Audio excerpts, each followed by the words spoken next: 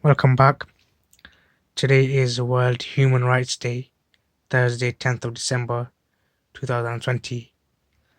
Well, it isn't today because I'm recording it beforehand, but we're going to go with, I'm going to use refer to as it is today. So, people mark this day like it's some sort of day that we finally, everyone's been entitled to human rights. But I'm sure much before then, people in some way did give, um, treat people in certain ways where they always had their rights.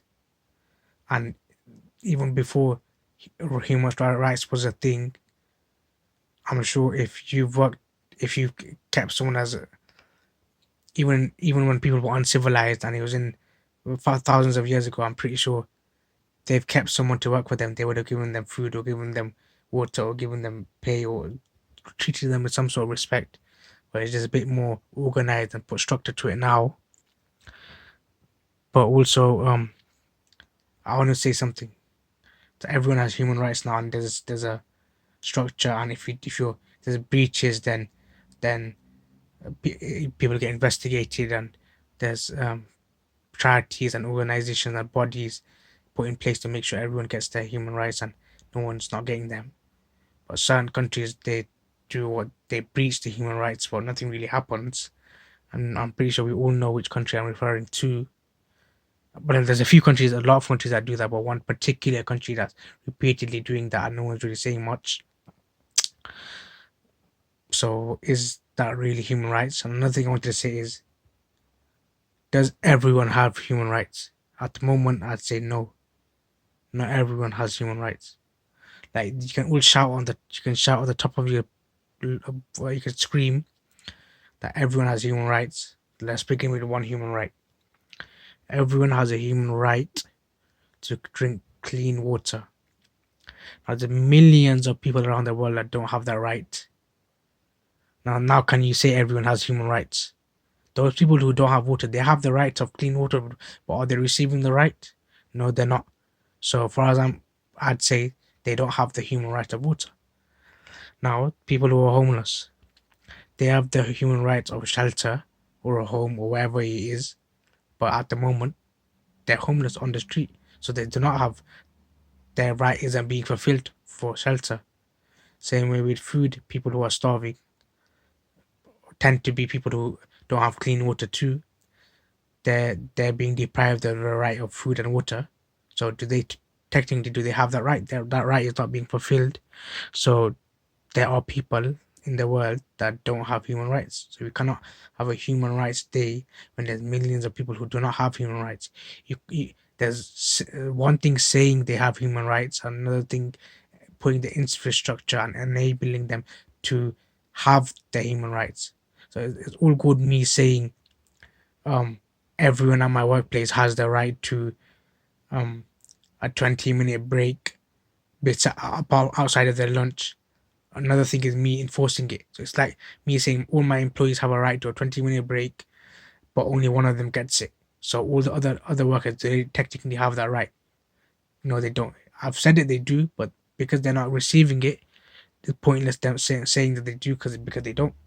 So while Human Rights Day, they celebrate it because of what we've achieved. We've got lots and lots and lots of more to achieve. Millions, if not billions, of people who have that their human rights are being breached. They're not getting them in the first place. They've never had them. They possibly never will. Like people in Yemen, they have no. A lot of them have no shelter. They have no money. They have no food. They have no water. How many? Just in those few things, how many of their human rights don't they have that are not being fulfilled? And we could come to the reasons why they don't, and the circumstances and the reasons and the other things why it led to them not having it. But the main main factor is, or the main thing that I want to say is that they don't have human rights. People don't have human rights all over the world.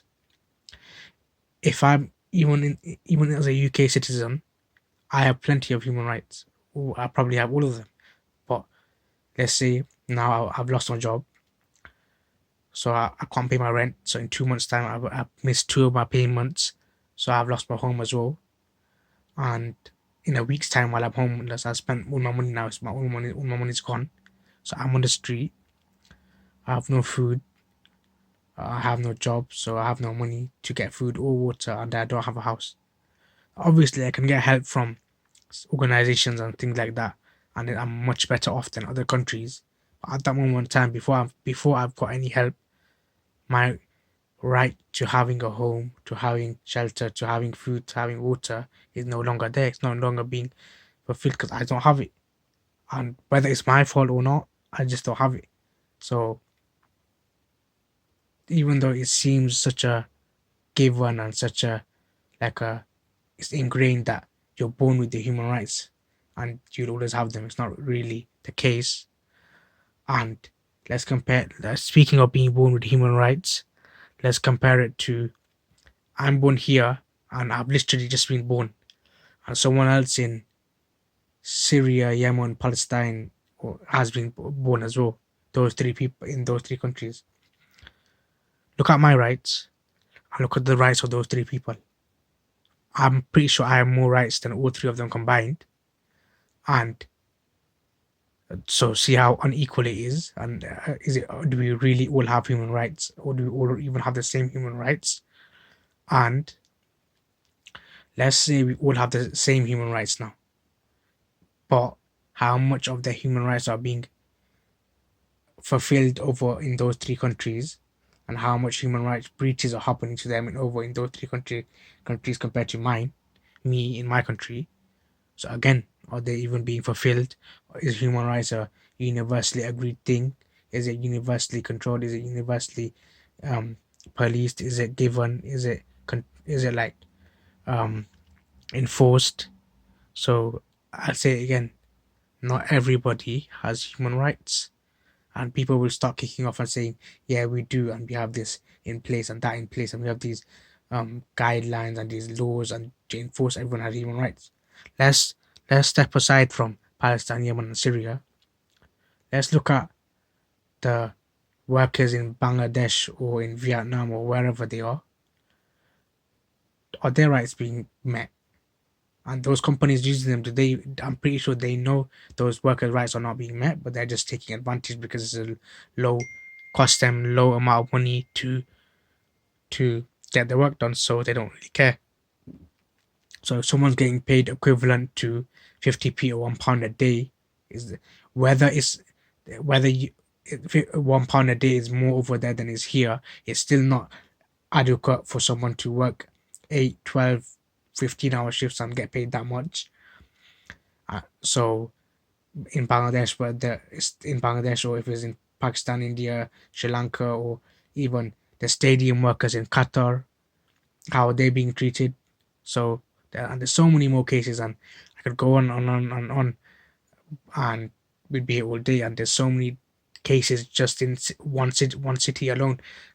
So just saying that everyone has human rights, you can say it, but in theory, do they really have them?